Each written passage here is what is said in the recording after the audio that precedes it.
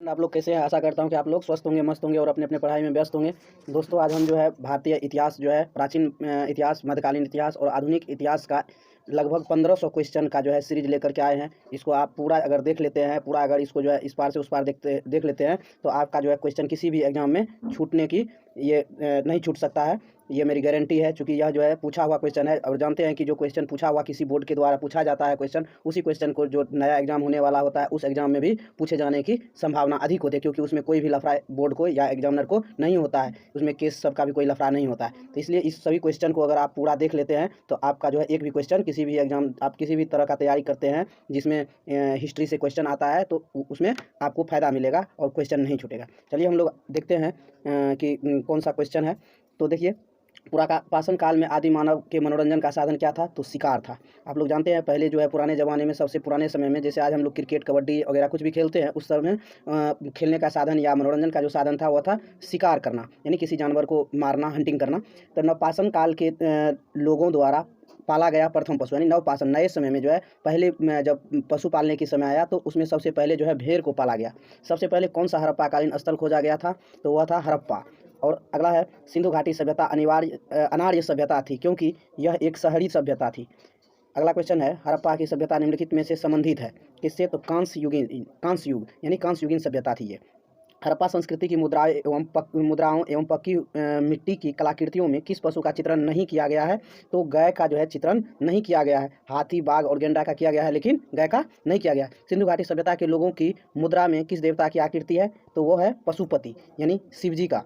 और आगे है, सिंधु घाटी सभ्यता के लोग पूजा करते थे किसका? तो वो करते थे पशुपति का, क्योंकि उस समय की ये जो है सर्वमान्य देवता कौन थे? पशुपति। चलिए, भारतीय सभ्यता से निम्नलिखित में से किस विद्वान ने सर्वप्रथम हड़प्पा सभ्यता के अवशेषों को खोजा था? तो वो था हमारा ए सिंघम। कौन था?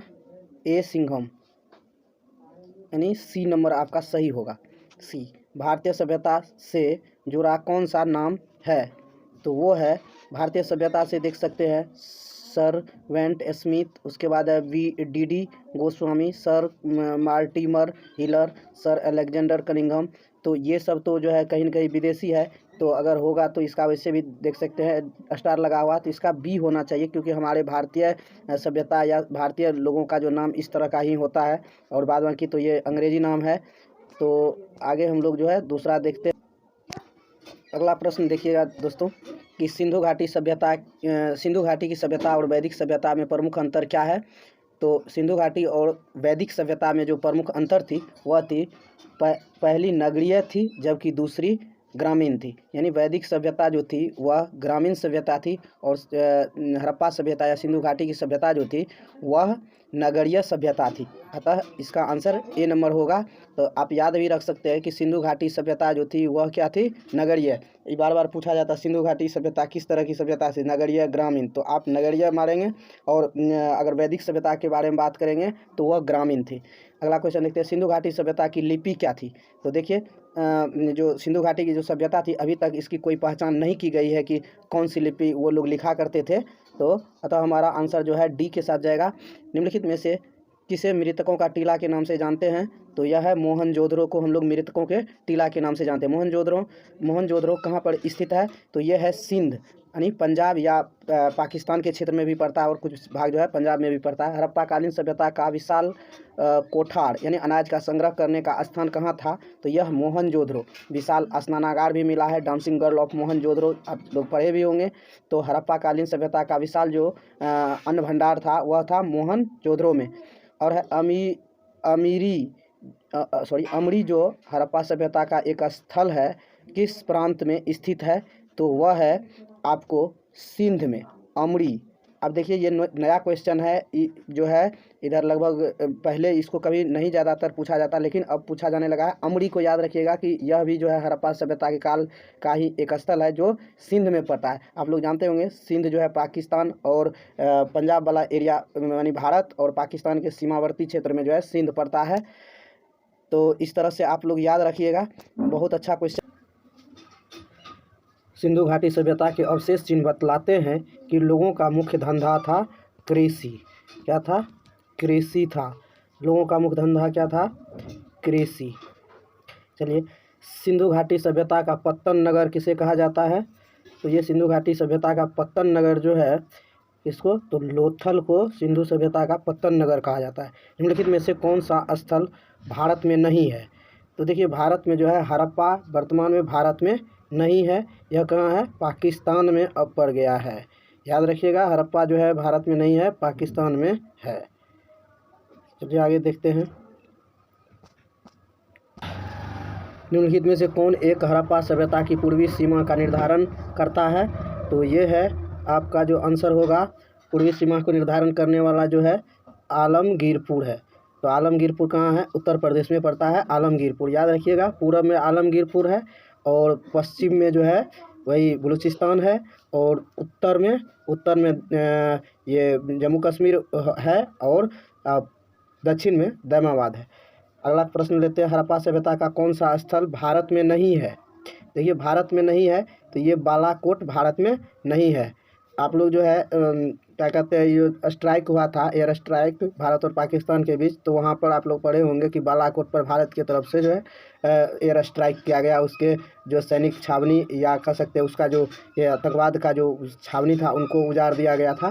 तो वही बालाकोट अब पाकिस्तान में पड़ता है। हड़प्पा कालीन लोगों को किसकी जानकारी नहीं थी? तो उनको जो जानकारी नहीं थी वो था लोहा का जानकारी नहीं थी।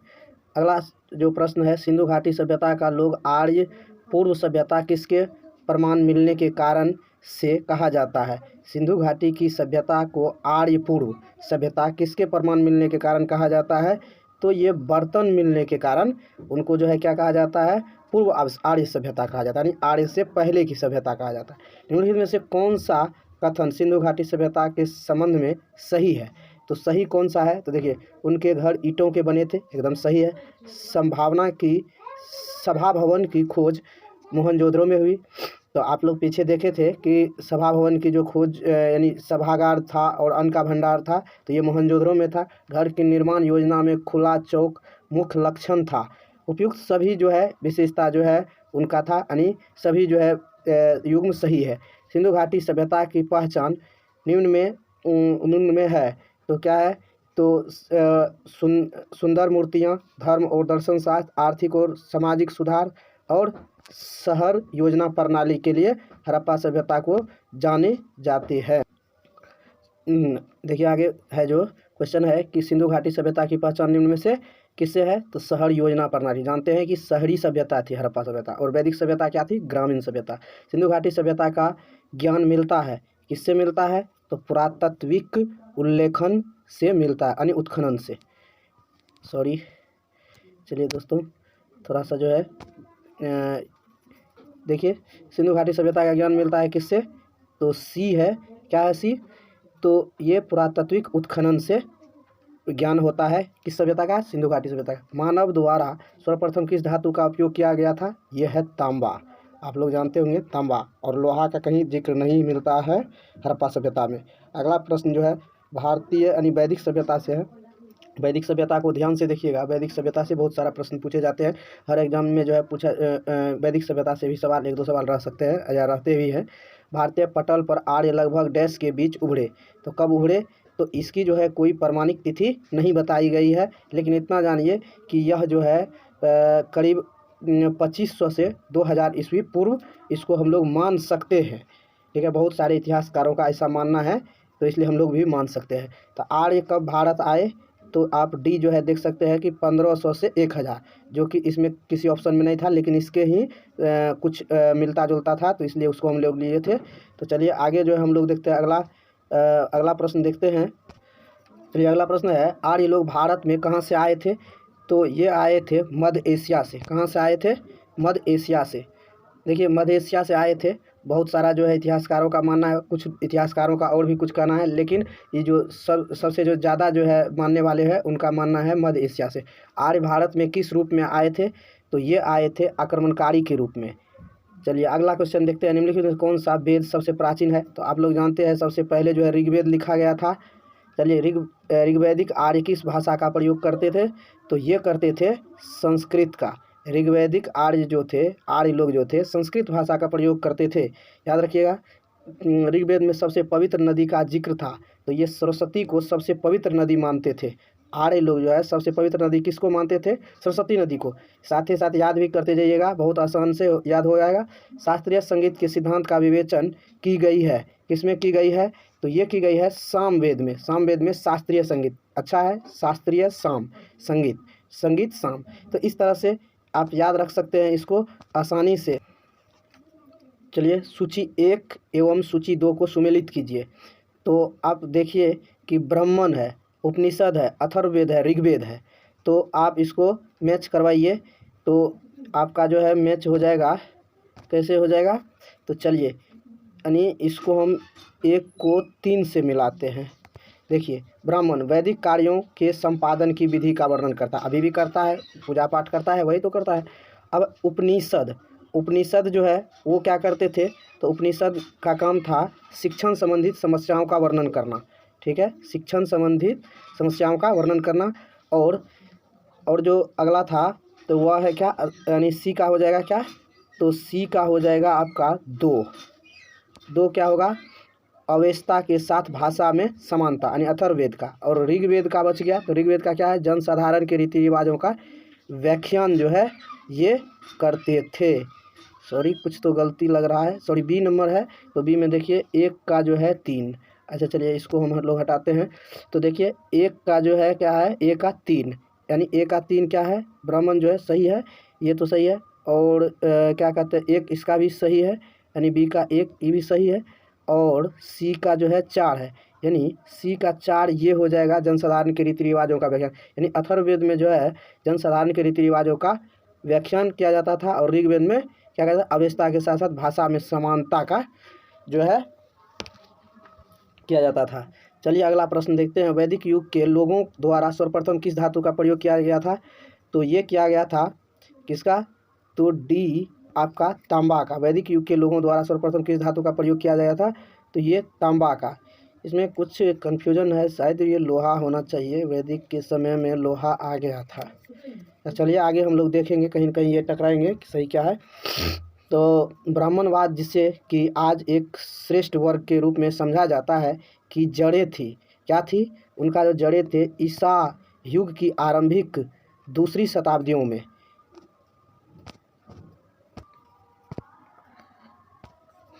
अगला प्रश्न देखिए, बहुत अच्छा प्रश्न है। प्राचीन हिंदू विधि का लेखक किसको माना जाता है? ये क्वेश्चन तो भाई साहब कई बार पूछा गया है कि मनु को जो है प्राचीन हिंदू विधि का लेखक माना जाता है। हिंदू विधि पर एक पुस्तक मिताक्षरा किसने लिखी है? तो ये जो है कौन लिखे हैं? विज्ञानेश्वर लिखे हैं। ये भी क्वेश्चन हिट क्वेश्चन है, कई बार पूछा गया है। वैदिक युग में जो है क्या है? अनुलोम विवाह स्वीकृति था। अनुलोम विलोम सुने हैं? क्या होता है वैदिक युग में? अनुलोम का मतलब हुआ कि लड़का वाला के बहन से लड़की वाला का भाई जो है शादी कर सकता था। इस विधि को हम अनुलोम विवाह स्वीकृति विधि कह सकते हैं। वह सही तिथि क्रम क्या है जिसमें निम्नलिखित में ने भारत पर आक्रमण किया था? तो देखिए, तो भारत पर जो आक्रमण किया था वह कौन था? तो पहले जो है कौन किया था? तो आपका जो है पहले किया था आर्य ने। आर्य के बाद कौन किया? तो यूनानी ने। यूनानी के बाद कौन किया? कुषाण ने। कुषाण के बाद अंतिम में हुनों ने किया। तो इस तरह से हम लोग क्रम देख लिए, इनको याद रखिए। यानी आर्य पहले, फिर यूनानी, फिर कुषाण, फिर जाके अंतिम में हुनों ने किया, यानी हुन ने किया। स्कंद पुराण में गढ़वाल को किस नाम से जाना जाता है? तो इसको जो है केदार खंड के नाम से जाना जाता है। स्कंद पुराण में गढ़वाल को किस नाम से जानते हैं? केदार खंड के नाम से जानते हैं। शब्द निष्क का अर्थ वैदिक काल में आभूषण था, जिसका अर्थ बाद में प्रयोग हुआ निम्न रूप है। क्या प्रयोग हुआ? यानी वैदिक काल में आभूषण था, उसका बाद में प्रयोग क्या हुआ? तो उसका जो बाद में प्रयोग हुआ सिक्का। क्या हुआ? सिक्का। चलिए आगे हम लोग जो है देखते हैं प्रश्न। वह सही तिथि क्रम क्या है जिसमें निम्नलिखित ने भारत पर आक्रमण किया? तो ये हम लोग देख चुके थे कि सबसे पहले जो है किसने किया था? तो आर्य ने किया, उसके बाद यूनानों ने किया, उसके बाद जो है कुषाण ने किया, उसके बाद हुन किया अंतिम में। स्कंद पुराण में ये देख चुके थे कि इसका जो है स्कंद पुराण में गढ़वाल को किस नाम से जाना जाता है, तो ये केदार खंड के नाम से गढ़वाल को, किसमें, तो स्कंद पुराण में। शब्द निष्क का अर्थ क्या होता है, पहले वैदिक काल में आभूषण होता था, जबकि वर्तमान में क्या होता है, सिक्का। ऋग्वेद में वर्णित देवताओं में सबसे प्रमुख देवता कौन है, तो ये है इंद्र। ऋग्वेद में इंद्र देवता को काफ़ी वैल्यू दिया जाता था। वैदिक देवता इंद्र ईश्वर थे, किसके, तो वर्षा एवं वज्र के, ठीक है। और वैदिक देवता इंद्र जो थे, इंद्र वर्षा के और युद्ध के भी देवता इनको कहा जाता था। इनका नाम कहीं कहीं पुरंदर भी मिलता है। ऋग्वेद का प्रमुख देवत्व कौन है, तो ये है अग्नि। कौन है, अग्नि। भारत के प्रतीक चिन्ह की आधार पट्टी पर अंकित शब्द सत्यमेव जयते किससे लिए गए हैं, ये लिए गए हैं मुंडको उपनिषद से। किससे, मुंडको उपनिषद से। चलिए हम लोग 22वां प्रश्न देखते हैं। पुराणों की कुल संख्या कितनी है, तो पुराणों की संख्या हम लोग जानते हैं 18 है। उसके बाद जो है गायत्री मंत्र का सर्वप्रथम उल्लेख कहाँ मिलता है, तो ये ऋग्वेद में मिलता है। वैदिक धर्म का मुख्य लक्षण इनमें से किसकी उपासना थी, तो इसमें जो है प्रकृति की उपासना। वैदिक धर्म का मुख्य लक्षण इनमें से किसकी उपासना, तो ये प्रकृति की उपासना, ना कि पशुपति, त्रिमूर्ति, देवी माता, इन सब का नहीं, प्रकृति। वैदिक लोग जो है, वैदिक धर्म जो है प्रकृति को मानते थे। ऋग्वैदिक काल से पूर्व आर्यों का मुख्य व्यवसाय क्या था, तो पशुपालन था। ये लोग जो है पशु पालते थे, क्योंकि इसमें हम लोग कहीं और भी पढ़े कि ये लोग जो है पशु चराने के लिए ही भारत की तरफ आए थे, लेकिन बाद में यहाँ की कुछ कमजोरी पता करके ये लोग यहाँ पर आक्रमण कर दिए और ये लोग अपना जो है बढ़त बना लिए।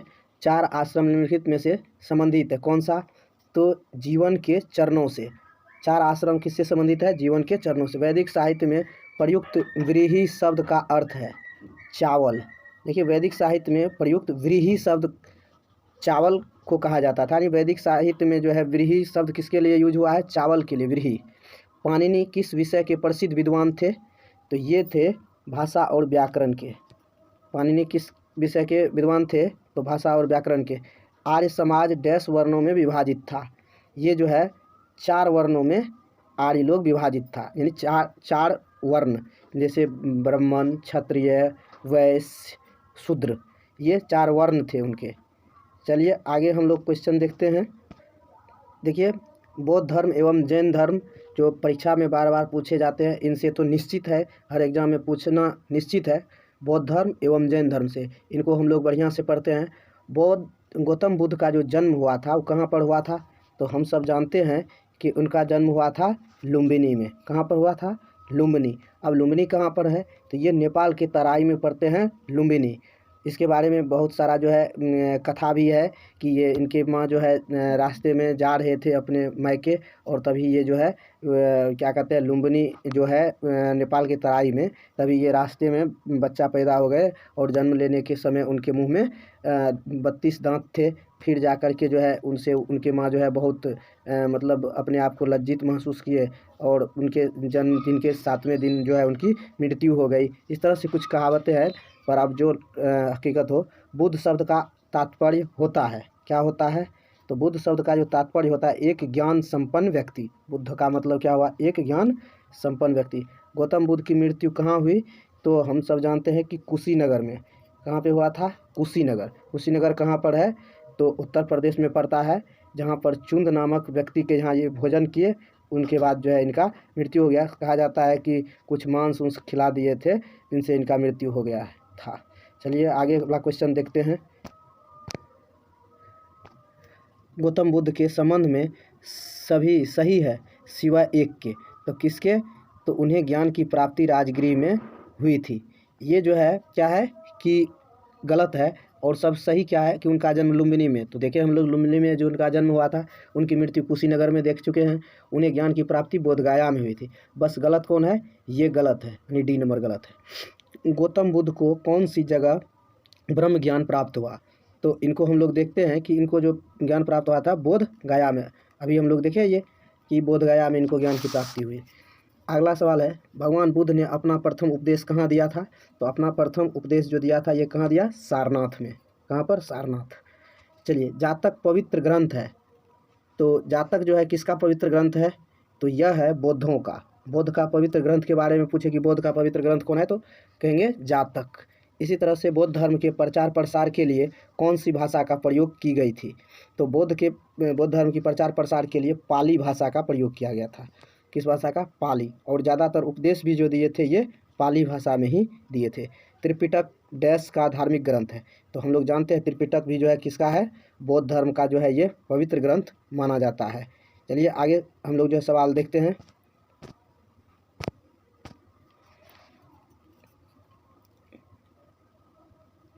बुद्ध के उपदेशों का संग्रह किसमें किया गया है? तो ये किया गया है सूत पिटक में। बुद्ध जितने भी उपदेश दिए उन सभी को किसमें किया गया संग्रह? सूत पिटक में। बौद्ध शिक्षा का वर्णन निम्नलिखित में से किसमें है? तो बौद्ध शिक्षा का जो है त्रिपिटक में है। त्रिपिटक, बौद्ध शिक्षा का वर्णन निम्नलिखित में से किसमें है? तो त्रिपिटक में। निम्नलिखित में से बुद्ध का समकालीन कौन था? तो बुद्ध का जो समकालीन था वह था कन्फ्यूशियस। ये कन्फ्यूशियस कहाँ का था? तो ये चाइनीज व्यक्ति है जो इनके भगवान बुद्ध के समकालीन थे। गौतम बुद्ध द्वारा भिक्षुणी संघ की स्थापना कहाँ की गई थी? तो ये की गई थी वैशाली में। वैशाली, गौतम बुद्ध द्वारा भिक्षुणी संघ की स्थापना वैशाली में किया गया था। चलिए आगे हम लोग देखते हैं।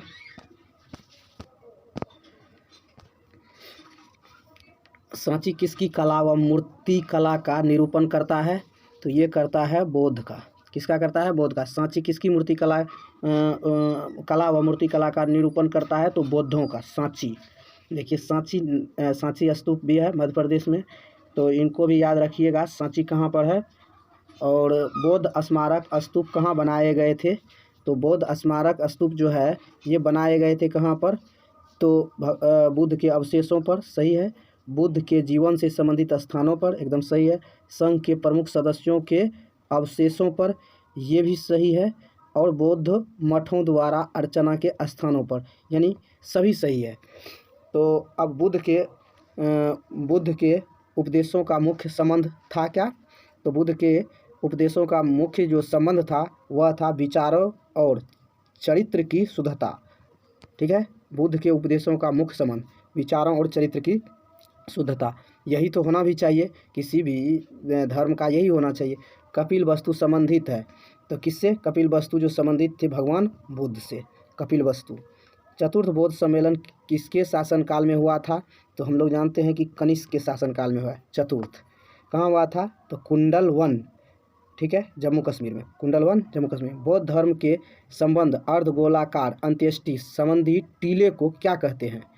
तो बौद्ध धर्म से संबंधित अर्धगोलाकार अंत्येष्टि संबंधी टीले को क्या कहते हैं? तो इसको स्तूप कहते हैं।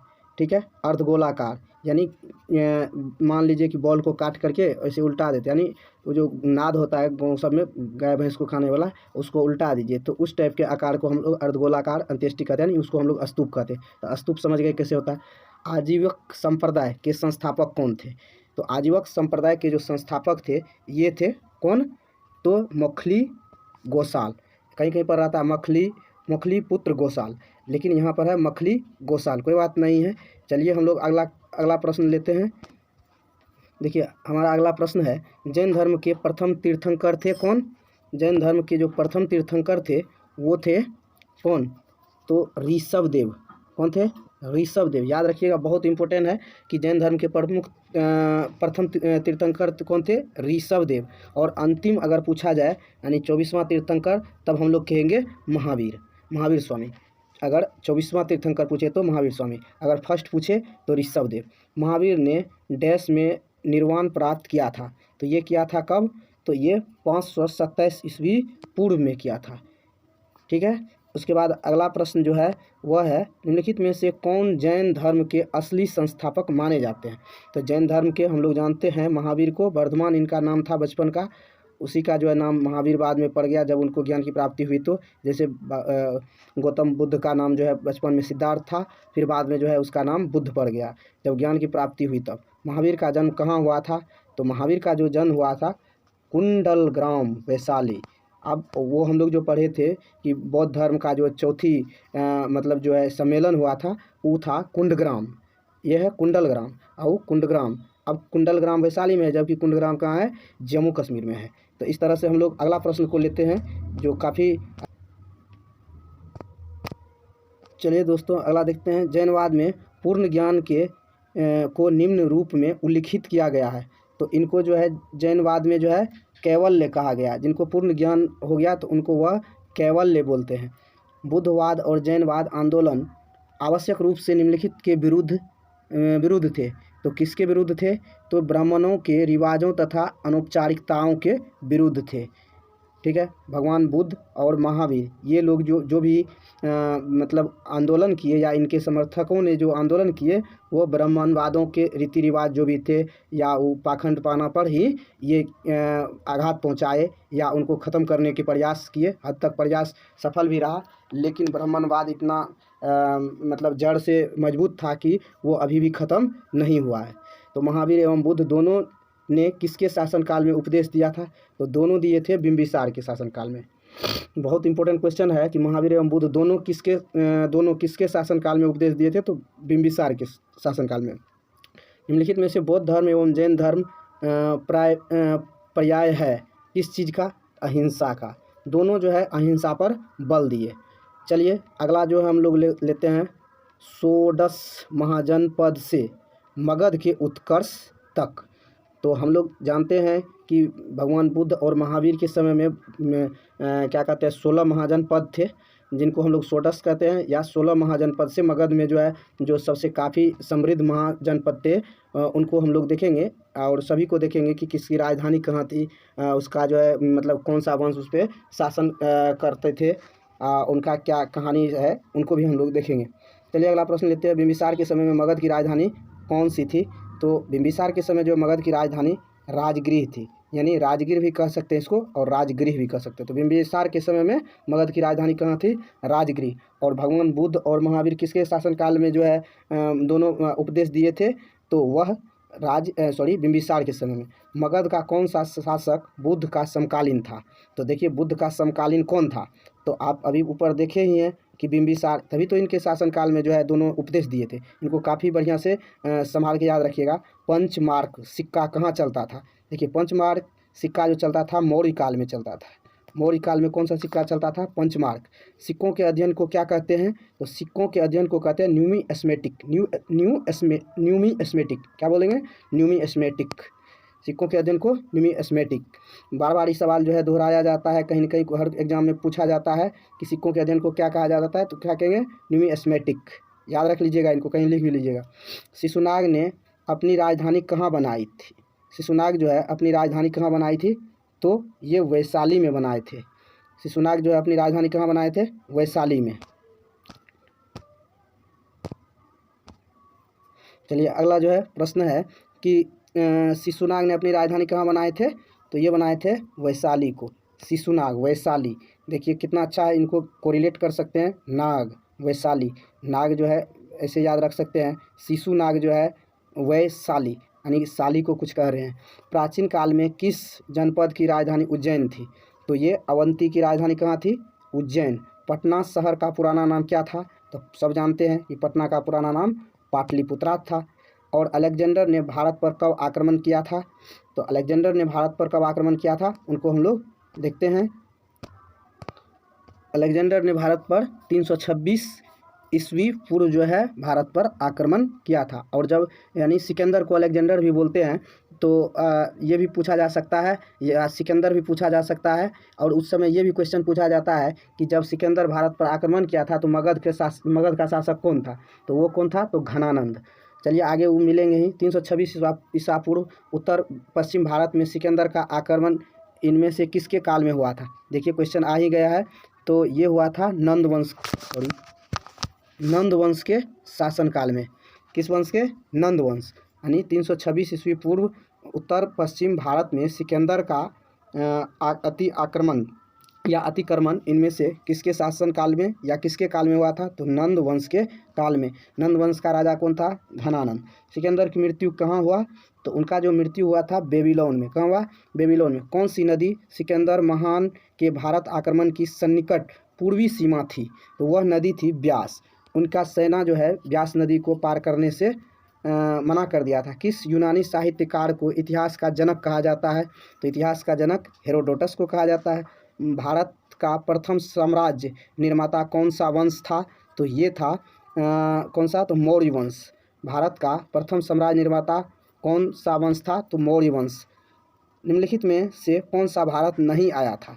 देखिए, नहीं आया था तो अब आया था मेगास्थनी तो आया था, और वास्को डी गामा भी आया था, फाहियान भी आया था, लेकिन कोलंबस नहीं आया था। कोलंबस कहाँ गया था? अमेरिका गया था, और 1492 ईस्वी में उसने अमेरिका का खोज किया था। मेगास्थनीज किसके दरबार में आया था? तो मेगास्थनीज जो आया था वह चंद्रगुप्त मौर्य के दरबार में आया था। किसके दरबार में? चंद्रगुप्त मौर्य के दरबार में। इस तरह से हम लोग जो है अगला देखते हैं। देखिए, मेगास्थनी द्वारा रचित किस ग्रंथ से भारत के मौर्यकालीन इतिहास का पता चलता है? मौर्यकालीन तो ये इसके इंडिका से चलता है। इंडिका में जो है मेगास्थनीज जो है क्या किया? मौर्यकालीन इतिहास को लिखा है। मौर्यकालीन इंडिका निम्नलिखित में से किसकी कृति है? तो हम लोग देखे हैं मेगास्थनीज के द्वारा लिखा गया है। मेगास्थनीज का कौन है? तो इंडिका। अपने साम्राज्य के विस्तार में चंद्रगुप्त मौर्य की सहायता की थी। किसने की थी? तो वो किए थे चाणक्य ने। चाणक्य ने ही तो क्या कहते हैं चंद्रगुप्त मौर्य को राजा भी बनाए थे, और घनानंद को हरवा करके। तो ये क्या कहते हैं चंद्रगुप्त मौर्य की सहायता किसने किया था? चाणक्य। चाणक्य के द्वारा पुस्तक लिखा गया कौन सा? अर्थशास्त्र। ठीक है, और अर्थशास्त्र में अर्थशास्त्र के बारे में नहीं है, पॉलिटिक्स के बारे में है। इस तरह से हम लोग अगला प्रश्न लेते हैं। चलिए हम लोग देखते हैं। प्राचीन भारत का वह प्रसिद्ध शासक जिसने अपने जीवन के अंतिम दिनों में जैन धर्म अपनाया था। तो जैन धर्म कौन अपनाया था? तो हम लोग जानते हैं चंद्रगुप्त के बारे में कि इसने जैन धर्म अपनाया था, और जाकर के कहाँ पर कर्नाटक के क्षेत्र में कोई जगह था, वहाँ पर जाकर के इन्होंने जो है उपवास करके अपना प्राण त्याग दिया था। तो उसको बोलते हैं सलेखन कुछ बोलते हैं ऐसे। चाणक्य किसका प्रधानमंत्री था? तो ये चंद्रगुप्त मौर्य का प्रधानमंत्री था। चाणक्य को निम्न में से जाना जाता था किस रूप में? तो विष्णुगुप्त के रूप में। यानी इनका जो नाम था, चाणक्य को विष्णुगुप्त भी बोलते थे, या विष्णुगुप्त ही इसका नाम था, लेकिन इनको लोग चाणक्य बोलते थे। निम्नलिखित में से कौन सा भारत का प्राचीनतम राजवंश है? तो सबसे प्राचीनतम राजवंश जो है मौर्य वंश को माना जाता है। निम्नलिखित में से प्राचीनतम राजवंश कौन सा है? तो देखिए, प्राचीनतम जो है कौन सा आएगा? नंद। अगर मौर्य से पहले नंद, ऑप्शन के हिसाब से यहाँ पर आंसर लिया जा रहा है, ना कि अब सबसे पहले पूछा जा रहा। अशोक ने बौद्ध धर्म के प्रचार के लिए विदेशों में किसको भेजा था? तो जानते हैं कि वो अपने पुत्र और पुत्री को, यानी संघमित्रा और महेंद्र को। तो इसमें जो है महेंद्र है नहीं, तो संघमित्रा होगा। तो अशोक किस वंश से संबंधित है? तो अशोक जो है किससे? मौर्य वंश से संबंधित है। चलिए, ब्राह्मणी लिपि को किसने स्पष्ट किया? तो हम लोग जानते हैं ब्राह्मणी लिपि को किसने स्पष्ट किया? तो जेम्स प्रिंसेप। किसने? James Prinsep. इस तरह से अगला प्रश्न लेते हैं। चलिए अगला प्रश्न है, क्या कहते हैं अशोक के अभिलेख को सर्वप्रथम किसने पढ़ा था? तो ये जेम्स प्रिंसेप ही पढ़ा था। James Prinsep. चलिए, अशोक ने इन सभी में से कौन सा धर्म अपनाया? तो अशोक ने इन सभी में से कौन सा धर्म अपनाया? ए, बौद्ध धर्म।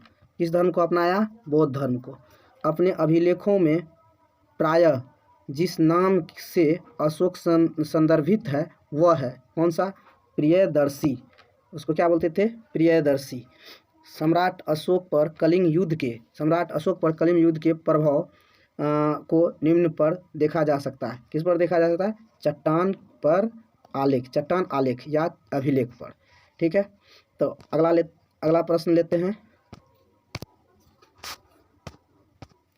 आपका अगला प्रश्न है कि किस स्थान के निकट प्रसिद्ध कलिंग का युद्ध लड़ा गया था? तो ये लड़ा गया था ढौली या धौली। कलिंग का युद्ध कहाँ लड़ा गया था? किसके निकट? ढौली या धौली के निकट। सारनाथ में किस सम्राट का स्तंभ है? तो अशोक का स्तंभ है सारनाथ में।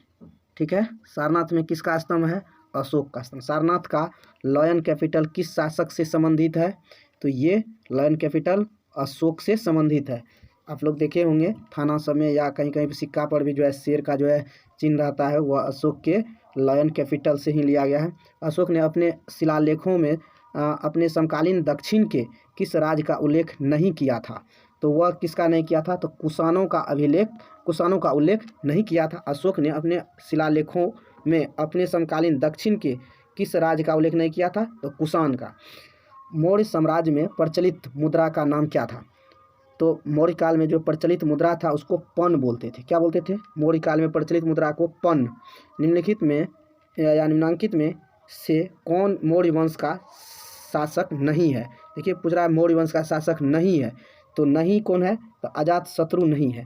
अशोक तो है, चंद्रगुप्त मौर्य है, बिंदुसार भी है, लेकिन अजातशत्रु नहीं है। ये किस वंश का था? हर्यक वंश का। निम्नलिखित में से अशोक का उत्तराधिकारी कौन था? तो अशोक का उत्तराधिकारी कौन था? तो कुणाल, उनके पुत्र कुणाल।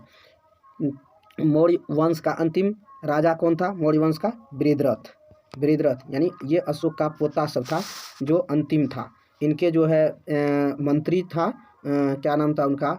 वसुमित्र ऐसे करके है, सॉरी पुष्यमित्र शुंग।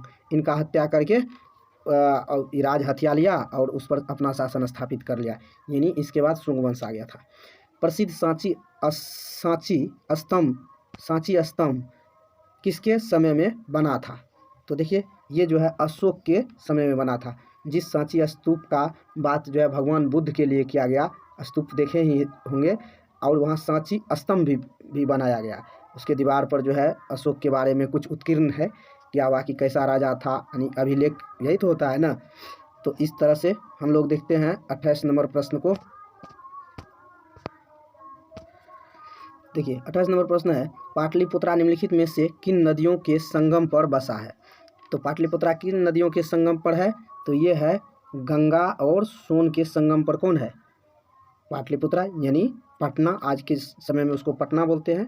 चलिए, सम्राट अशोक ने पत्थर के स्तंभों और पत्थर के तख्तों पर अपने डैश आदेश उत्कीर्ण करवाकर अपने राज्य के प्रमुख स्थानों पर स्थापित किया ताकि लोग तदनुसार आचरण कर सके। तो ये 14 क्या करवाए थे? आदेश। कितना? 14 आदेश करवाए थे। चलिए अगला प्रश्न लेते हैं। निम्नलिखित में से कौन सी प्राचीनतम स्मृति है? तो प्राचीनतम स्मृति को हम लोग जानते ही हैं कि क्या होता है। तो वो सबसे प्राचीनतम स्मृति कौन है? तो मनु स्मृति है। कौन है? मनु स्मृति।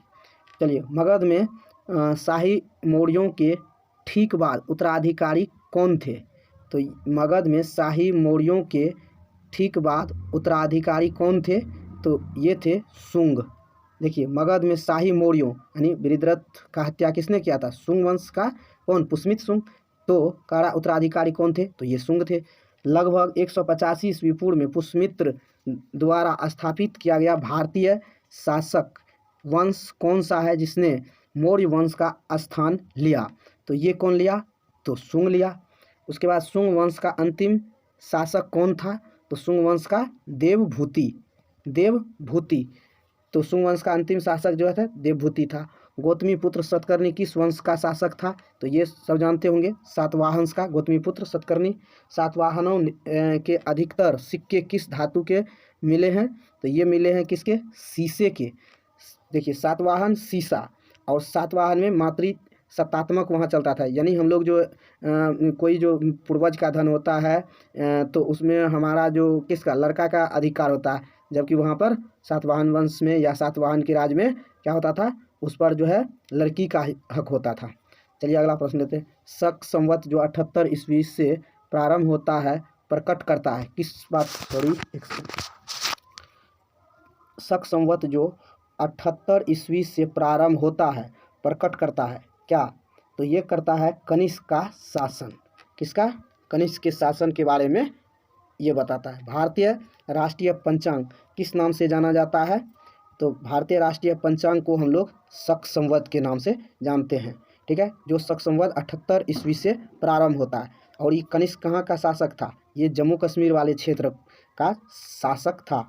और बाद में जो है ये बौद्ध धर्म को अपना लिया, बौद्ध धर्म के महायान शाखा को। बौद्ध धर्म यहीं पर जो है 2 शाखा में बंट गया था, एक हीनयान दूसरा महायान। तो उसमें महायान शाखा का समर्थक कौन था? कनिष्क। और चौथी बौद्ध संगति इसी के समय में हुआ था। कहाँ पे? कश्मीर में, यानी कुंडग्राम। चलिए अगला जो हम लोग लेते हैं वो है शक संवत किस वर्ष से शुरू हुआ? तो शक संवत जो है दोस्तों ये हुआ था कब से, तो ये हुआ था ईसा के जन्म से 78 वर्ष के बाद, ठीक है। शक संवत यानी 78, जब ईसा मसीह जानते हैं कि वहाँ से जो है 1 2 3 काउंटिंग शुरू होता है इधर, तो उसको हम लोग उसके 78 वर्ष के बाद जो है शक संवत प्रारंभ होता है। चलिए अगला प्रश्न लेते हैं।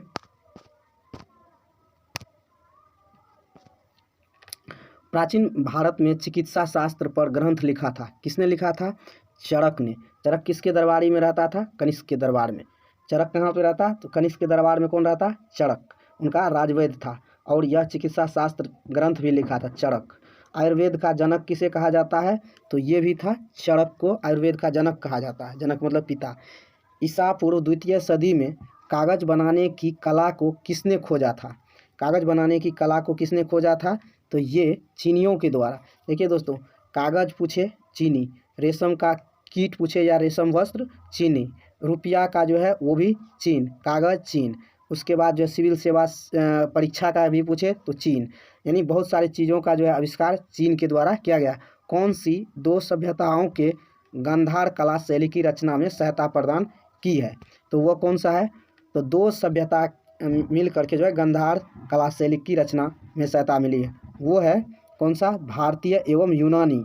भारतीय और यूनानी दोनों कला मिल करके गांधार कला शैली की रचना हुई है।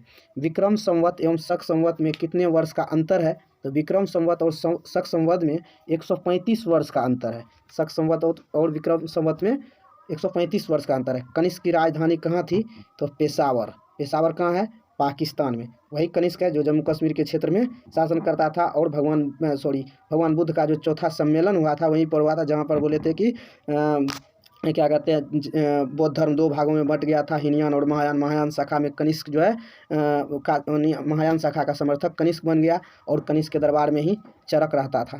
चलिए अगला प्रश्न लेते हैं। भारतीयों के लिए महान सिल्क मार्ग किसने प्रारंभ करवाया, तो ये करवाया था कनिष्क ने। सिल्क मार्ग के बारे में जानते हैं, चीन और भारत के बीच यानी सिल्क मार्ग का जो है प्रारंभ करवाने वाला शासक था कनिष्क। और इसकी राजधानी अभी देखिए ऊपर में कहाँ था, पेशावर, जो कहाँ पर है, पाकिस्तान में। चलिए अगला प्रश्न हम लोग देखते हैं।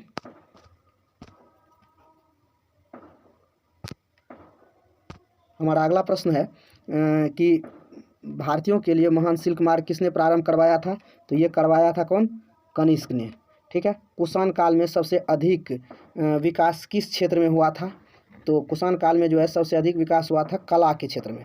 कुषाण कला यानी कुषाण काल में कला के क्षेत्र में भारत में विकास हुआ, यानी कला क्षेत्र में।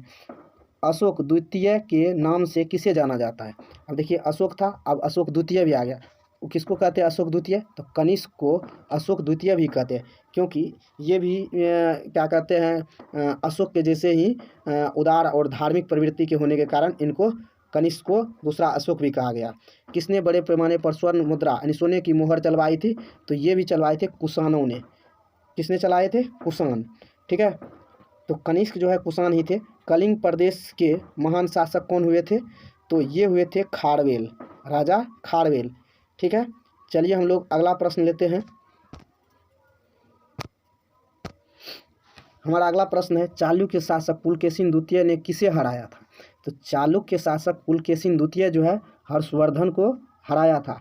आप लोग हर्षवर्धन का नाम सुने ही हैं कि हर्षवर्धन बहुत अच्छे शासक थे, और यह जो है इनके भाई को जो है मार दिया था। त्रिपक्षीय युद्ध के बारे में सुने हैं, आगे हम लोग देखेंगे। चलिए, निम्नलिखित वंश क्रम को सजाए, तो इसके मौर्य वंश, शुंग वंश, कुषाण वंश और गुप्त वंश, ये सही है, ठीक है। तो अगला प्रश्न, गुप्त साम्राज्य का वास्तविक संस्थापक किसे माना जाता है, तो ये बी चंद्रगुप्त प्रथम को क्या माना जाता है, गुप्त साम्राज्य का वास्तविक संस्थापक चंद्रगुप्त प्रथम को, गुप्त का।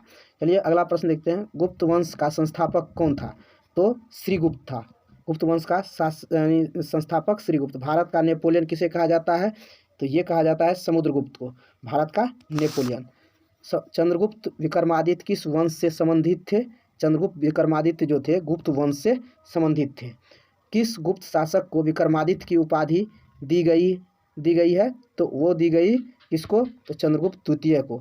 यानी चंद्रगुप्त द्वितीय को जो है क्या, विक्रमादित्य की उपाधि। और ये महाराजा धीराज की भी उपाधि इनको मिला था। भारतीय संस्कृति का स्वर्ण युग किसे कहा जाता है? भारतीय संस्कृति का स्वर्ण युग जो है यानी गुप्त काल को कहा जाता है। कुतुब मीनार के पास स्थित लौह स्तंभ किस राज ने बनवाया था? तो ये बनवाया था चंद्रगुप्त द्वितीय ने। किसने बनवाया था? चंद्रगुप्त द्वितीय। चलिए हम लोग अगला प्रश्न लेते हैं। हमारा अगला प्रश्न है कि ये गुप्त शासकों द्वारा जारी किए गए चांदी के सिक्के को क्या कहते थे या को कहते थे? क्या कहते थे? तो इसको रूपक कहते थे। ठीक है, गुप्त शासकों द्वारा जो चांदी का सिक्का जारी किया गया था उसको रूपक कहते थे। बराहमिहिर थे एक महान, क्या थे महान? तो वो खगोलविद थे। ठीक है, बराहमिहिर खगोलविद थे। चीनी यात्री फाहियान किसके शासनकाल में भारत आया था? तो ये आया था चंद्रगुप्त विक्रमादित्य के समय में। चंद्रगुप्त विक्रमादित्य के समय में कौन आया था? फाहियान। चलिए हम लोग अगला सवाल लेते हैं। उल्लिखित राजाओं का निम्न में से कौन सा एक कालक्रम सही है? तो इनमें से ये जो होगा कौन होगा? समुद्रगुप्त, फिर होगा चंद्रगुप्त विक्रमादित्य, फिर होगा कुमारगुप्त प्रथम। तो हमारा आंसर बी होगा। फिर से देख लीजिएगा कि मतलब जो राजा का कालक्रम है तो सबसे पहले अगर देखें इस ऑप्शन सब के हिसाब से तो समुद्रगुप्त आता है, उसके बाद चंद्रगुप्त, उसके चंद्रगुप्त विक्रमादित्य, उसके बाद कुमारगुप्त। चलिए अगला प्रश्न लेते हैं। किसके परिणाम स्वरूप 5वीं शताब्दी में गुप्त साम्राज्य का पतन हुआ? तो गुप्त साम्राज्य का पतन जो है 5वीं शताब्दी में हुआ। किसके परिणाम स्वरूप? तो ये हुआ था हुनों के आक्रमण के कारण। ठीक है, हुनों ने आक्रमण कर दिया था, इनके परिणाम स्वरूप क्या हुआ? गुप्त साम्राज्य का पतन हो गया। किस गुप्त शासक आक्रमणकारी हुनों से अपने साम्राज्य को सफलतापूर्वक रक्षा की? तो ये स्कंदगुप्त जो है हुनों से सफलतापूर्वक रक्षा किए थे। ठीक है, कालिदास, कालिदास जो है, कालिदास के बारे में जानते हैं कि ये गुप्त काल के क्या थे? कवि थे।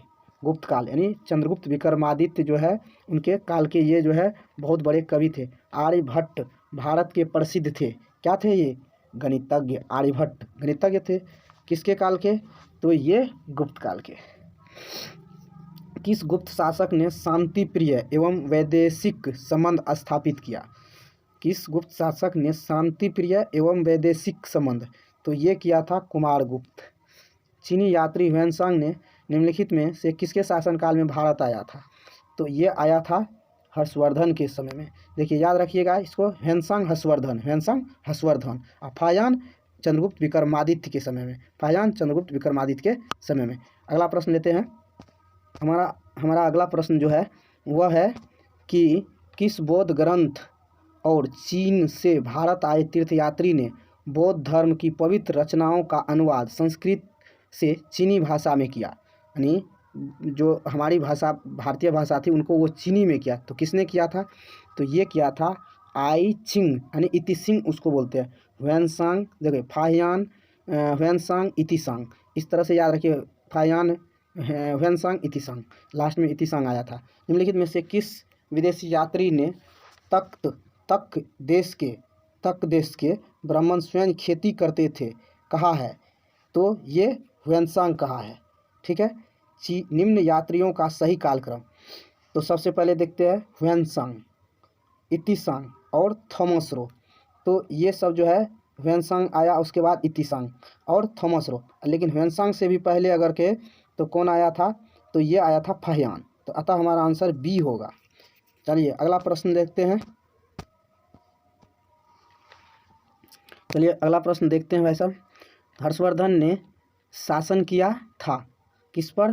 तो किस शताब्दी में? तो 7वीं शताब्दी के दौरान, यानी हर्षवर्धन 7वीं शताब्दी के दौरान शासन किया था। हर्ष की आत्मकथा निम्नलिखित में से किसने लिखी थी? तो वानभट्ट। किसने? वानभट्ट। तो वानभट्ट जो है हर्ष की कथा लिखी थी।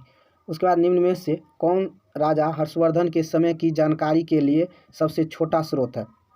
देखिए इनमें से कौन राजा हर्षवर्धन के समय की जानकारी के लिए सबसे छोटा स्रोत है?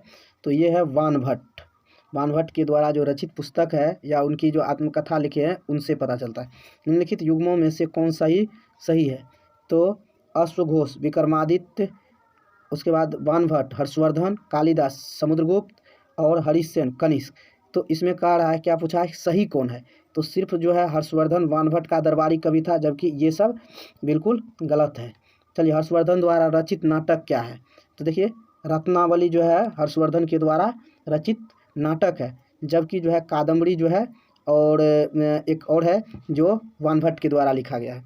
हर्षवर्धन ने निम्नलिखित में से किसे हराया था? तो देखिए, हर्षवर्धन किसे हराया था? हर्षवर्धन ने निम्नलिखित में से किसे हराया था? देखिए दोस्तों, इसमें कुछ गलत है, उल्टा लिखा गया है। हर्षवर्धन को जो है पुलकेशिन द्वितीय हराया था, ठीक है। तो पुलकेशिन द्वितीय तो सही है, पर यहाँ क्वेश्चन गलत है कि इसको पुलकेशिन द्वितीय को जो है पुलकेशिन द्वितीय हर्षवर्धन को हराया था। यहाँ पर उल्टा लिख रहा है कि हर्षवर्धन ने किसको हराया, तो ये ऐसे कर समझ जाइएगा। हर्षवर्धन के राजकाल में एक बड़ा बौद्ध मठ कहाँ पर स्थित था? तो ये था नालंदा में, ठीक है। कन्नौज के हर्ष के समय में निम्नलिखित में से कौन बंगाल का समकालीन राजा था? तो ये था कौन? शशांक, खतरनाक, जिसने बोधि वृक्ष को कटाया था। याद रखिएगा, शशांक जो है बोधि वृक्ष को कटवा दिया था, क्योंकि ये बौद्ध धर्म का जो है क्या था, मतलब बौद्ध धर्म को ये नहीं मानते थे और ये बौद्ध धर्म का विरोधी लोग थे। हर्ष के शासनकाल में उत्तर भारत का सबसे महत्वपूर्ण शहर कौन सा था? हर्ष के शासनकाल में उत्तर भारत का सबसे महत्वपूर्ण शहर कौन सा था? तो वो था आपका कन्नौज। ये जो है व्यापारिक दृष्टिकोण से बहुत संपन्न मतलब शहर था कन्नौज, ठीक है। चलिए हम लोग अगला प्रश्न लेते हैं। अगला प्रश्न है आपका कि हर्ष के शासनकाल में उत्तर भारत का सबसे महत्वपूर्ण शहर कौन सा था? तो हम लोग देखें कि कन्नौज है। गंगों की प्रथम राजधानी थी, गंग की, गंग होता है ना, गंग एक वंश था, गंग की राजधानी कहाँ थी? तो ये कोलर, कहाँ पे? कोलर। चलिए अगला प्रश्न देखते हैं, कामरूप किसका प्राचीन नाम है? देखिए, कामरूप जो है असम का प्राचीन नाम है। क्या? कामरूप। असम को पुराने समय में कामरूप के नाम से जानते थे। बंगाल के वंश का संस्थापक, यानी बंगाल में पाल वंश होना चाहिए, यहाँ पे क्या होना चाहिए? पाल वंश, ठीक है। उसका जो संस्थापक था ये था गोपाल, ठीक है। चलिए अगला प्रश्न देखते हैं। चलिए हमारा अगला प्रश्न है, बंगाल का प्राचीन नाम था, क्या नाम था बंगाल का प्राचीन नाम? तो गौड़, इसको गौड़ भी बोलते थे। प्राचीन समय में बंगाल का नाम गौड़ था। महान तमिल साहित्य शिल्पाधिकारम के रचयिता कौन थे? तो ये थे इलिंगो। कौन थे? इलिंगो। देखिए दोस्तों, ये क्वेश्चन बहुत बार पूछा गया है कि शिल्पाधिकारम के रचनाकार कौन है? इलिंगो। ये दक्षिण भारत के जो है तमिल साहित्य है और ये दरोगा वाला एग्जाम में भी पूछा गया है, इसलिए इसको याद रखिएगा। तमिल रामायण कीर्ति है। तमिल रामायण कीर्ति क्या है? कंबन। क्या है? तमिल रामायण कीर्ति कंबन है। उसके बाद देखिए, चोल राजा जिसे गंगई कोंड का कहा जाता है। तो देखिए, गंगोई कोंड जो है एक उपाधि ये लिया था, जो कौन लिया था? तो ये लिया था राजेंद्र चोल, ठीक है, राजेंद्र चोल। इसने क्यों लिया था, इसके बारे में हम लोग किसी लॉन्ग वीडियो में या कंटेंट में देखेंगे, क्योंकि अब देखिए ये इसका जो है ना, यानी ये जिसको गौड़ बोलते हैं, यानी बंगाल वाला यानी बिहार वाला क्षेत्र पर भी ये अधिकार कर लिया था। और यहाँ से गंगा की पानी जो है वो तमिलनाडु के क्षेत्र में ले गए थे और तमिलनाडु के क्षेत्र में एक पोखर में वो पानी को डलवा दिए, और इसी के कारण इन्होंने जो है उस कोंड का नाम भी रख दिया था कि गंगे, उस मतलब पोखर का नाम गंगे कोंड चोलपुरम। इस तरह से राजेंद्र चोल। किस चोल राजा ने श्रीलंका पर कब्जा किया था? तो ये क्या था? राजेंद्र चोल ने किया था, ठीक है। ये चोल वंश के संस्थापक नहीं, ये राजा थे, ठीक है, और प्रतापी राजा थे ये। चोल वंश का अंतिम शासक कौन था? तो चोल वंश का जो अंतिम शासक था ये राज राजा द्वितीय था, ठीक है। राज राजा द्वितीय जो था अंतिम शासक था। किसके शासनकाल में ग्रामीण समुदाय को बहुत सारे अधिकार दिए गए? तो ये दिए गए थे चोल काल में। ग्रामीण समुदाय को बहुत सारे अधिकार दिए गए, यानी पंच होता है ना, उस सबको अधिकार मिला था। किस काल में? चोल। और वो चोल जो है किस लिए प्रसिद्ध था? तो वो नौसेना के लिए जो है प्रसिद्ध था, ठीक है ना। इनका मानना था कि जिस राजा का जो है नौसेना ज़्यादा मजबूत होगा वह ज़्यादा शक्तिशाली होगा। चलिए, निम्नलिखित में से कौन सी नौसैनिक शक्ति थी? अब देखिए, नौसैनिक शक्ति थी बहमनी, चालुक, राष्ट्रकूट, चोल। तो बता दें, ऊपर में बताए ना, तो ये चोल के यानी नौसैनिक के लिए ज़्यादा प्रसिद्ध थे। चलिए अगला प्रश्न हम लोग जो है देखते हैं। चलिए हमारा अगला प्रश्न जो है वह क्या है कि प्रशासन के क्षेत्र में चोल राजवंश का मुख्य योगदान है क्या? तो क्या योगदान है कि एक संगठित स्थानीय स्वशासन। देखिए दोस्तों, ये क्वेश्चन बहुत बार पूछा गया है, अगर बीपीएससी हो यूपीएससी कोई भी हो, इस क्वेश्चन के लिए जो है वो दक्षिण भारत चला ही जाता है। और मतलब चोल वंश को ये एक संगठित स्थानीय स्वशासन के लिए जो है इनको पूछा जाता है, बाद बाकी और किसी चीज़ के। जैसे हड़प्पा सभ्यता है, हड़प्पा सभ्यता में जो है शहरी सभ्यता होने के कारण उनको जो है प्राथमिकता दिया जाता। उसी तरह से इनको दो कारणों से, एक तो नौसैनिक जो उनका मजबूत था चोल का, इसलिए, दूसरा जो था कि स्थानीय स्वशासन जो है संगठित था, इसके लिए। राष्ट्रकूट वंश को निम्नलिखित में से किसके द्वारा उखाड़ फेंका गया था? देखिए, राष्ट्रकूट वंश को किसके द्वारा उखाड़ फेंका गया था? ये तैलव द्वितीय के द्वारा। ठीक है, अब ये तैलव द्वितीय कौन था? तो ये भी हम लोग देखेंगे तैलव द्वितीय कौन थे। ठीक है, दक्षिण भारत में भी जैसे मगध में बहुत सारे राजा हुए, उस तरह से दक्षिण भारत 16 महाजनपद में था, तो उसमें से चोल, राष्ट्रकूट, पल्लव, इस टाइप से जो है, और मतलब जो है कई और राजवंश वहाँ भी थे, तो ये पल्लव वंश के थे, तैलव द्वितीय। ठीक है, यही राष्ट्रकूट वंश को उखाड़ फेंका था। पांड्यों का राजनीतिक एवं सांस्कृतिक केंद्र था, कहाँ था? तो ये मदुरै था। देखिए, पांड्यों का राजनीतिक सांस्कृतिक केंद्र कहाँ था? मदुरै। देखिए दोस्तों, पांड्य जो था, यह जो है यहाँ पर जो है ना पत्नी का पूजा किया जाता था। पांड्य जो मतलब एक वंश है, एक राज्य था, वो केरल वाला क्षेत्र में रहता था। ये जो है पत्नी का पूजा करते थे। ठीक है, चलिए आगे हम लोग देखते हैं। चलिए अगला प्रश्न है हमारा कि पांड्य वंश की राजधानी कहाँ थी? देखिए, पांड्य वंश की राजधानी कहाँ थी? मदुरै। कहाँ पे? मदुरै। अब देखिए, पांड्य वंश की राजधानी मदुरै थी। ठीक है, पल्लव राज्य की राजधानी कहाँ थी? तो ये कांचीपुरम, पल्लव का कांचीपुरम। याद कैसे रहेगा? देखिए दोस्तों, पल्लव, आप लोग सुने होंगे आम सब का जो नया वाला पत्ता होता है, न्यू वाला पत्ता होता है, उनको हम लोग पल्लव ऐसे बोलते हैं, पल्लव। तो इस तरह से याद रखिए कि उसको कोई जो है खा जाएगा, मतलब तो उसके आँख से क्या निकलेगा? कांची निकलेगा, उजला उजला टाइप का निकलता है ना, वो निकलेगा। इस तरह से याद रख सकते हैं कि पल्लव की राजधानी कांचीपुरम थी।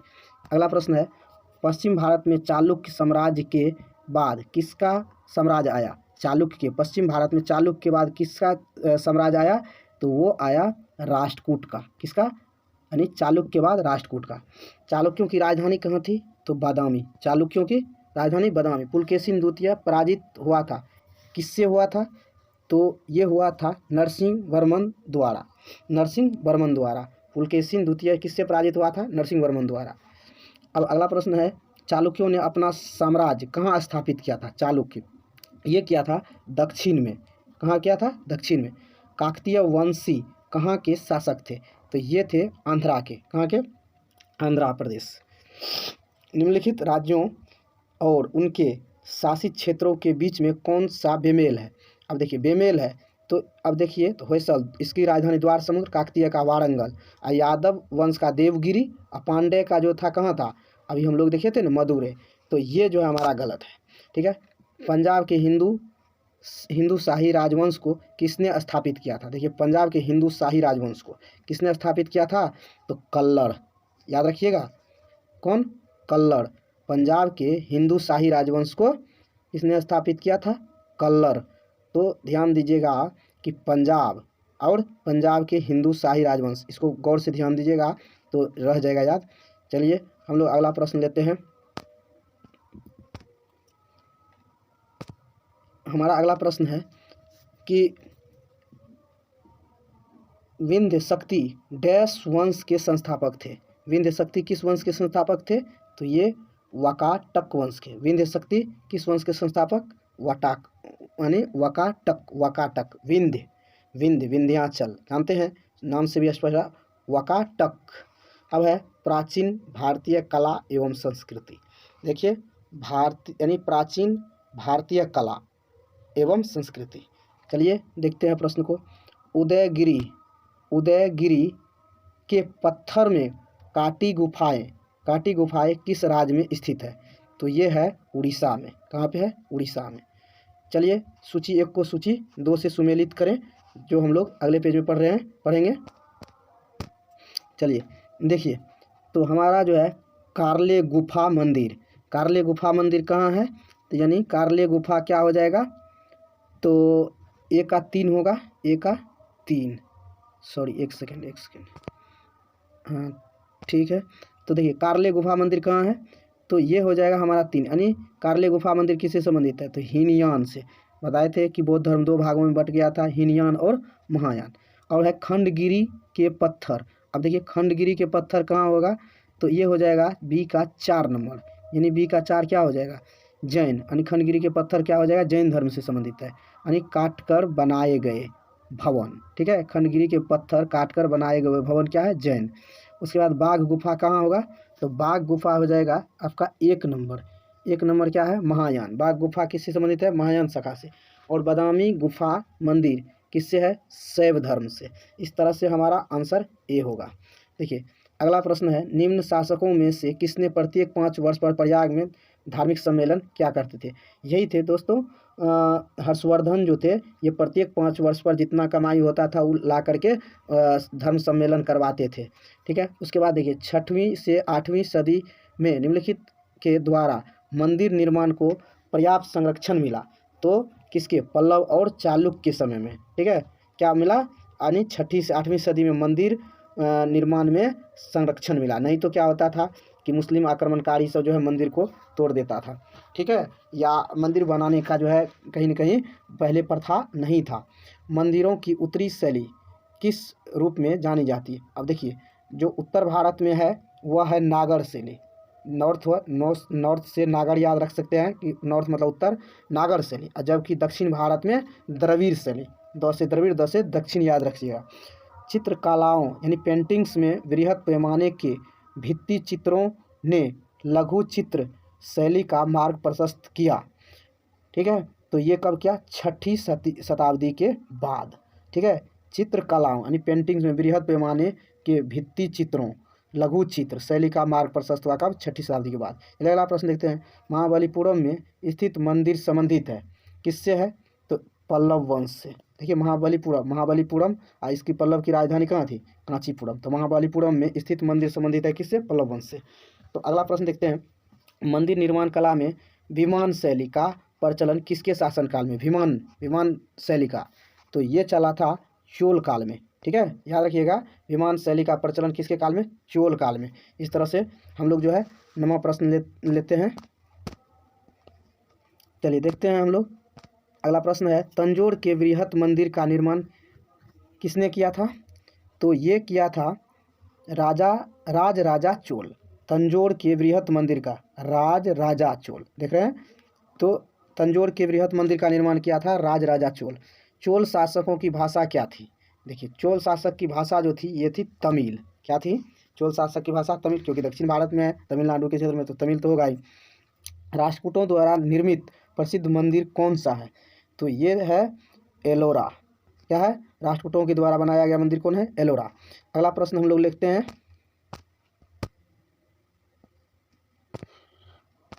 देखिए अजंता तथा एलोरा की गुफाएं कहाँ स्थित है, तो ये स्थित है महाराष्ट्र में।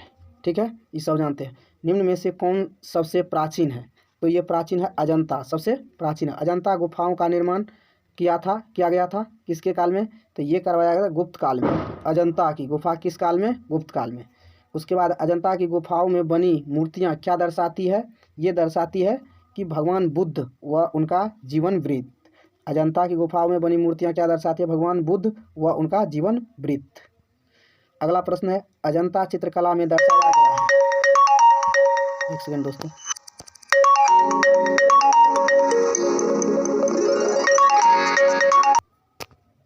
चलिए दोस्तों हम लोग अगला सवाल लेते हैं कि महाबलीपुरम में स्थित मंदिर संबंधित है किस वंश से, तो ये है सी यानी पल्लव वंश से।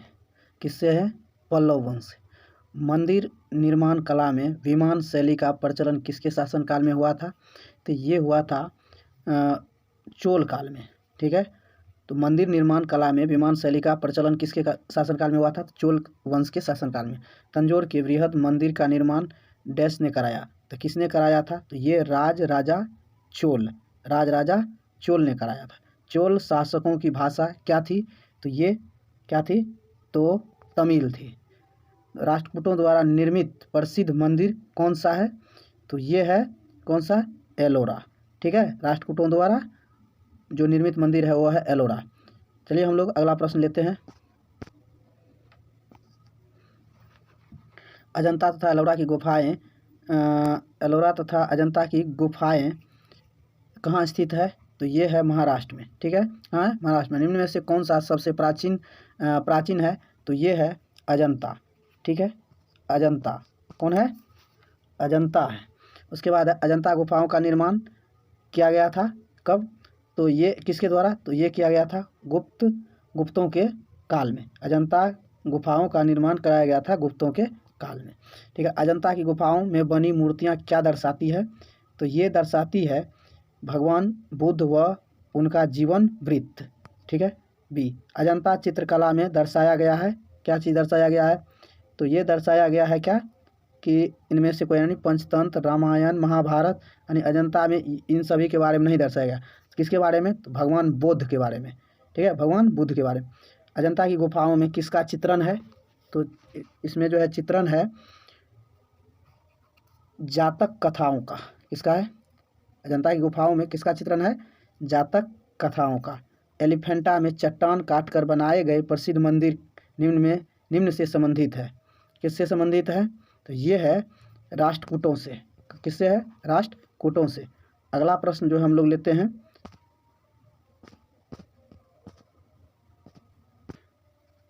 देखिए दोस्तों, हमारा अगला प्रश्न जो है वह है कि सूची 1 सूची 2 को सुमेलित करें। तो नागा अर्जुन जो है वह क्या हो जाएगा? 1 का 4 हो जाएगा।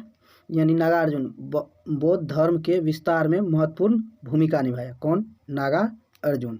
ठीक है, इसके बाद जो है बी जो है शंकराचार्य, यानी ये हो जाएगा शंकराचार्य हो जाएगा। ज्ञान ही मुक्ति का प्राथमिक मार्ग है, ये नागार्जुन के द्वारा कहा गया। अंडाल जो है देखिए ये हो जाएगा इनका अंडाल का 2। क्या है? महिला संत। अंडाल कौन थी? महिला संत। और 4 का हो जाएगा 3, यानी क्या हो जाएगा? 4 का हो जाएगा 3। 3 में क्या है? तो ये वेदों की रीतियों को भक्ति के साथ सम्मिलित करने का प्रयास किया। किसने? रामानुज। उसके बाद अगला जो है सूची 1 एवं सूची 2 को सुमेलित करें। तो ये जो है सूची 1 सूची 2 को जो है क्या होगा? तो जयदेव। तो जयदेव जो है किसके दरबार में रहता था? रुकिए दोस्तों एक सेकंड, सॉरी एक सेकंड। देखिए दोस्तों, हमारा जो है ये हो जाएगा कि जयदेव किस में चल जाएगा? लक्ष्मण सेन में। किस में? लक्ष्मण सेन में। और बिल्हन चल जाएगा किस में? तो ये विक्रमादित्य में, पंचम में। और अमर सिंह चलाएगा किस में? चंद्रगुप्त द्वितीय में। और वाकपतिराज यशोवर्मन कन्नौज का इसमें चल जाएगा। तो इस तरह से हमारा आंसर हो जाएगा। यानी जयदेव किस में चल? लक्ष्मण सेन। लक्ष्मण सेन जानते हैं पश्चिम बंगाल का शासक, यानी पाल शासक है ये, और जिस वंश का वो शशांक था। उसके बाद है बिल्हन जो है विक्रमादित्य पंचम के दरबार में रहते थे, ये कवि थे। अमर सिंह जो है ये चंद्रगुप्त द्वितीय के दरबार में रहते थे। और वाकपति राज ये कहाँ किसके दरबार में? यशोवर्मन यानी कन्नौज के शासक के दरबार में रहते थे। सॉरी। चलिए दोस्तों, अगला जो प्रश्न है वो है द्वैत सिद्धांत के प्रतिपादक कौन थे? तो ये द्वैत सिद्धांत के प्रतिपादक जो थे ये थे शंकराचार्य। कौन थे? श्री शंकराचार्य। और नैनार इससे संबंधित थे। तो किससे संबंधित थे? तो ये शिव यानी शैव संप्रदाय से। नैनार किससे संबंधित थे? शैव संप्रदाय से।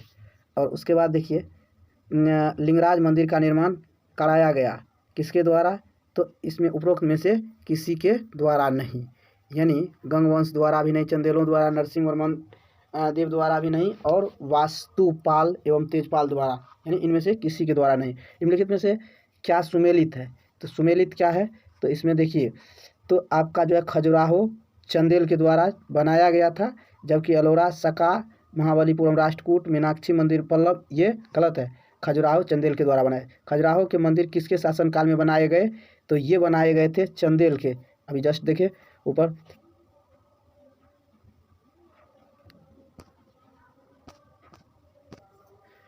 इस तरह से अगला प्रश्न देखते हैं दोस्तों। अब बहुत कम ही बचा है। ये जो प्राचीन भारत का जो भी क्वेश्चन संभावना था बनने का, वो लगभग क्वेश्चन जो पूछा गया आज तक जो इम्पोर्टेंट है, वो सभी क्वेश्चन जो है इसमें मतलब बहुत कम बचा है और पूरा ख़त्म हो गया है। दोस्तों थोड़ा सा हिम्मत करके इनको देख लीजिए पूरा।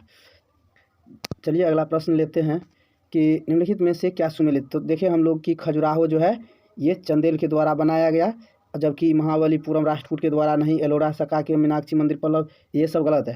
लेकिन खजुराहो के बारे में याद रखना, खजुराहो चंदेल चंदेल याद रख सकते हैं। खजुराहो के मंदिर किसके शासनकाल में बनाए गए थे? तो ये चंदेल के शासनकाल में। प्रसिद्ध खजुराहो की गुफाएं स्थित है कहाँ पर?